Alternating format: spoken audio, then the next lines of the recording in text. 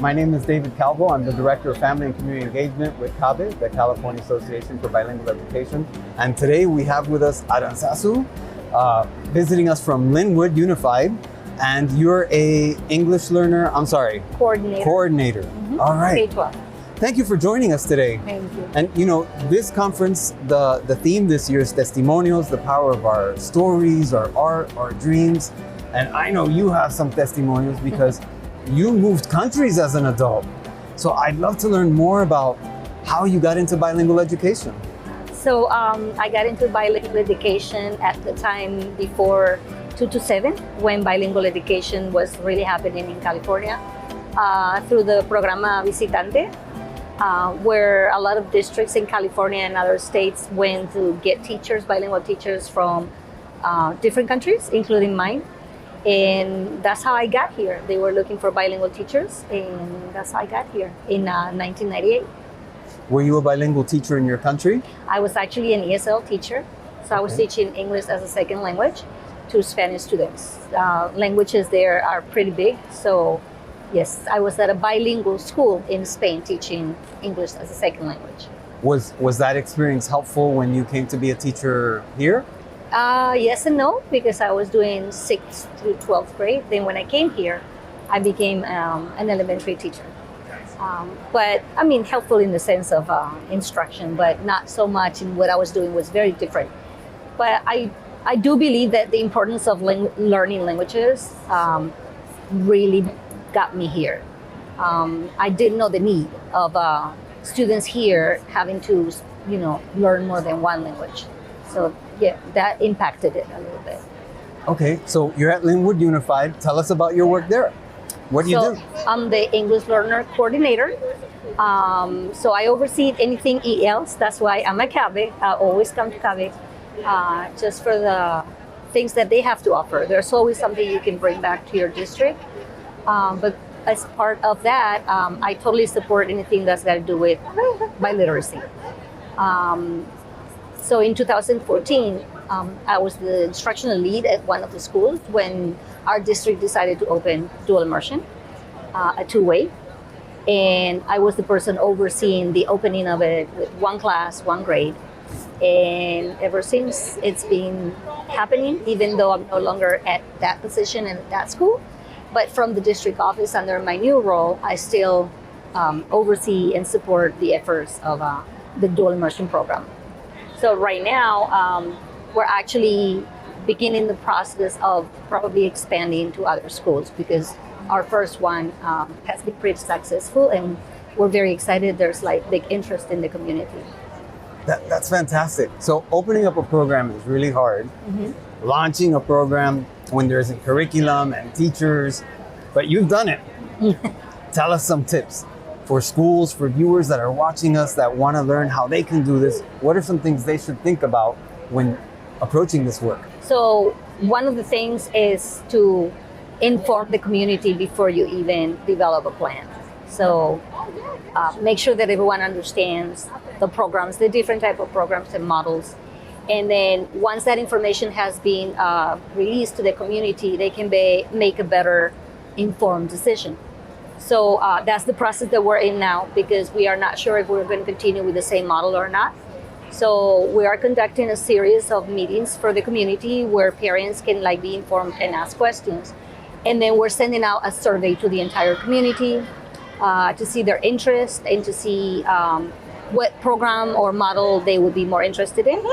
And then from there, we just need kind of our timeline to decide the funding, the staffing, the materials, the curriculum, especially if we end up having a different model. Because right now we have a 90-10. So if we ended up having a 50-50 by demand of the community, then we would have to think of that, Our district actually has unit benchmark assessments for English. So we made sure that we duplicated that work for the dual immersion program. So we created the matrices with the California Common Core standards in Espanol to match the ones in English that match, the ones that don't match. So there's a lot of work behind that needs to be done. So that my recommendation is information, survey the community, and then go from there, and then give yourself time to plan and open it. Another suggestion would be also to make sure that you open 2 classes at least, and not just one. So And why is that? In the collaboration, that one teacher that year struggled. There was no one to work with. And then also the language models are very differentiated for the students. So they have their English teacher and their Spanish teacher, and then they switch for the English period. And that way the students very well differentiate the 2 languages. So those are 2 tips that I would say, like plan ahead and then at least 2 classes, if not more. So I do community engagement. That's my role at CABE. And getting the community involved can sometimes be really difficult. Any tips that you have for reaching out to the community and making sure that parents' voices are heard? Apart from advertising everywhere and constantly, That's a we big share, tip. yes, Everywhere and constantly. That's why we did a series of community meetings, not like a one meeting. And we did some in person, some virtual. That way everyone had an opportunity. Then be open to have to open more meetings if needed, right? But it was shared with all our stakeholders at every parent stakeholder meeting, whether it was the appropriate SSCs and ELACs, but also the coffee with the principal, and every opportunity, the social media, our website, everywhere possible, just letting the community know that these meetings are happening and come and be informed. And that's pretty much what I can think of. Well, earlier you shared that you've been coming to CABE for a little bit. Yes. And I think it's just a great place to be. But when you were sharing that you've been coming to CABE, can you reflect a little bit about where CABE was when you started coming to CABE and what you see now at this conference? So I came in a different role. So every time you come in a different role, you have a different view or perspective, right? Yeah. So coming as a teacher, I was just looking for ideas for my classroom, right? Later on, coming as an administrator, especially when I came as the dual immersion person for the school, I was very focused on the dual immersion. And because the program had just started and I was growing with it, I needed to make sure that we had all the systems in place for the program and learn, about everything that implied to have a dual immersion program. Now, in the role of ELs, I have a total different perspective because I'm not just looking for the biliteracy part, but I'm also looking for the English learner support. But the one thing I can say is every time I come, I take something. And for the last few years in this EL role, a lot of the things that we do now came from CABE, which I am very happy and proud to say, because that it makes sense to come, and you always come thinking, okay, what am I going to see this year, or what am I going to bring, right? So, as a matter of fact, Summit K-12 came from CABE, and it's part of our curriculum now. So, oh wow, yes. How do you use Summit K-12 in your curriculum? Summit K-12 was great last year when I saw it, because I've been trying to develop a program that would give the students practice on LPAC tasks throughout the year and not feel like it was a test prep. So when I saw it last year, it was you have to go for it. So this year we only implemented it in the self-monitoring phase more than anything, where English learners can at any time log in, even from home, and just practice the tasks. And then for the newcomer classes, we've been using it for instruction as well, the lessons. Now the teachers are begging for PD, more. What else can we do with it?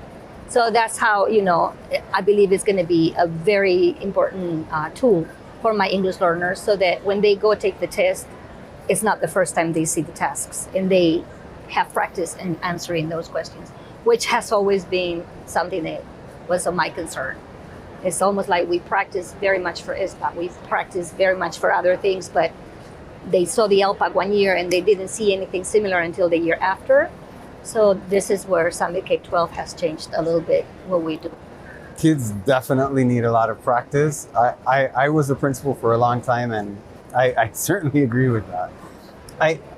I'm thinking back a little bit now about your own personal experience in bilingual education, and I'd love to ask, you came from another country, but what first got you interested in learning another language, or was that just part of who you were? I don't think I had a choice. No choice? No, someone was making those decisions for me, which I'm glad. So at a very early age, my parents put me after school because nobody spoke English in Spain at the time. That's the truth. So they made sure that I had after school English. They sent me to England by myself when I was very little. Wow. In a boarding school. My mom was very determined that I would speak languages, and my brother as well. And then as soon as I finished high school, I spent an entire year in England just to make sure my English was coming along. And it's very important in my family. I just think that the 21st century, my mom had that vision. She knew that you had to speak languages. There's too much competition. Spain is kind of on the side of Europe, but the center of Europe speaks so many languages, and we were going to be at a disadvantage if we didn't speak at least one more. And obviously, English was what was, coming strong. Currently, my nephew is in his 4th language, and he's 10. Wow. So it's big in my family to speak more than one language. What are those for? So his mother is Portuguese. Brazilian, so Portuguese. His father is from Spain. He goes to a British school, and he learns French as a second language there. Wow. As a second language? Yes, because the English school has second language French. Got it. Wow. So yes, it's very nice to see how he code switches all the time from one language to the other, depending who he's talking to. So it's big. For me, languages is big in our family. Okay. So as we finish this interview, is there any final thoughts you'd love to share about your testimonio, a story that perhaps we didn't cover, art, your dreams? I'm just going to say that I'm very happy to be part of bilingualism and biliteracy flourishing in the United States, which I think we're behind. And because our students have to compete with so many other people from so many other places where more than one language are spoken, I think it's a great tool to give them. And make sure that those that come with the second language maintain it, but they keep a high proficiency level academically in their language, and they don't lose it. But also for students who only speak English to have the opportunity to learn a second language to proficiency and be able to use it in the world later on, right? So I'm just very happy that I'm living this experience here in America, as bilingual programs and biliteracy is becoming so strong and so important. So that's pretty much what my goal is, that to see that a lot of our students are truly biliterate. Aranzazu, thank you so much for joining us today and for sharing your testimonial and your stories. I hope you have a great conference. Thank you. I will. I'm sure I will. Thank you so much.